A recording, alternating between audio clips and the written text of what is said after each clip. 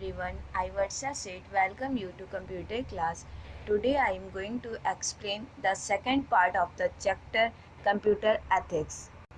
In the first part of video I have explained about computer ethics and software piracy, and today I will teach about end user piracy.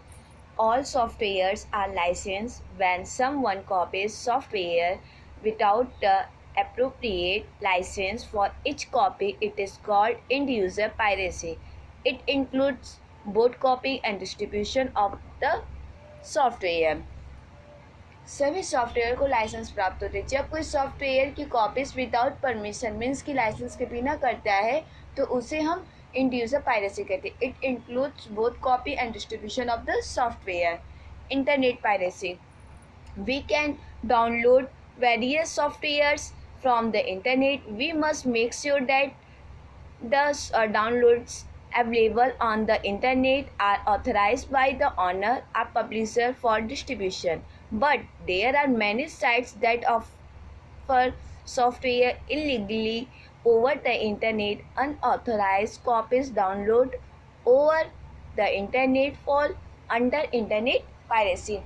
Internet के help से हम बहुत सारे software को download कर सकते हैं. Means कि हम जो भी सॉफ्टवेयर डाउनलोड करते हैं उस पर हमें उसके ऑनर और पब्लिशर की ऑथराइज हमें प्राप्त होनी चाहिए. But there are many sites that offer software illegally over the internet. Internet पर डाउनलोड की गई अनऑथराइज कॉपीज इंटरनेट पायरेसी के अंतर्गत आती है. काउंटरफिटिंग. यह सॉफ्टवेयर पैकेज की इलीगली कॉपीज बनाने और डिस्ट्रीब्यूट करने का एक प्रोसेस है. People make duplicate CDs of original software and sell them at low price. Means कि लोग डुप्लीकेट सीडी बना के ओरिजिनल की डुप्लीकेट सीडी बनाते हैं और उसको कम रेट में सेल कर देते हैं. Public domain. कुछ सॉफ्टवेयर का यूज़ कॉपी एंड चेंज करने के लिए फ्री है, but we can do so only जब रिटन नोटिस है कि सॉफ्टवेयर पब्लिक डोमेन है. तो we should look after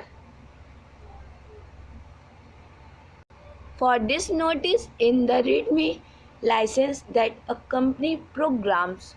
general public licence. GPL में public domain software same instruction होते हैं, बट इन्हें प्रॉफिट के लिए बेचा नहीं जा सकता. MP3.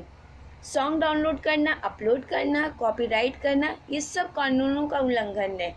It is not true कि फाइल को 24 आवर से कम टाइम के लिए रखना लीगल है.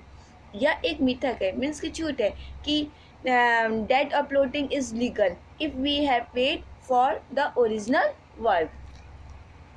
प्लेरिज्म. प्लेरिज्म ये किसी और के काम को हमारे ही रूप में जैसे हम करते हैं उस तरह वो प्रेजेंट करता है. इसमें हार्ड कॉपी, डिस्क, इंटरनेट पर रिप्रेजेंट वर्क इंक्लूड्स होते हैं.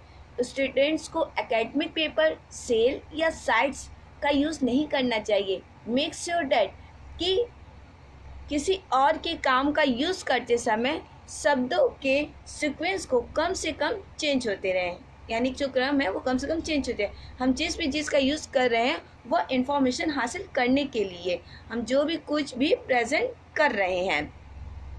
Anything that is directly quoted from any source must be put in quotation marks and cite as well.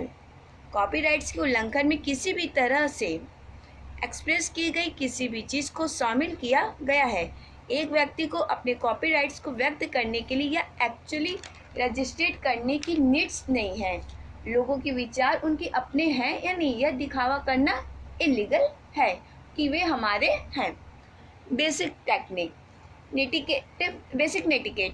नेटिकेट internet etiquette के एक सॉफ्ट फॉर्म के रूप में होता है. It is a set of rules for online behaviour. 15 networking society में establish rules को conduct करता है.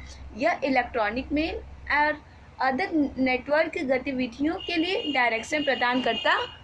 साथ ही साथ न्यूज़ ग्रुप्स और ईमेल गाइडेंस में पोस्ट करना भी इम्पोर्टेंट है, because is user on the internet इसके अलावा network information many different system on it way to its unlimited destination इन विभिन्न साइटों में से अधिकांश यूज़र को वो फ्रीली रूप से अपने सिस्टम तक पहुंचाने और अपने ही रिसोर्सेज का यूज़ करने की अलाउ करता है। If the general network community responsibility में वर्क नहीं करता तो सिस्टम के लोकल यूज़र को असुविधा हो सकती है, जिससे साइट्स को डे के स्पेसिफिक टाइम तक अपनी बाहरी पहुंच को सीमित करने या बाहर के यूज़ को बुरी तरह से रेस्ट्रिक्ट करने के लिए वह मजबूर भी किया जा सकता है। In my next video, I will explain intellectual property rights. Thank you for watching.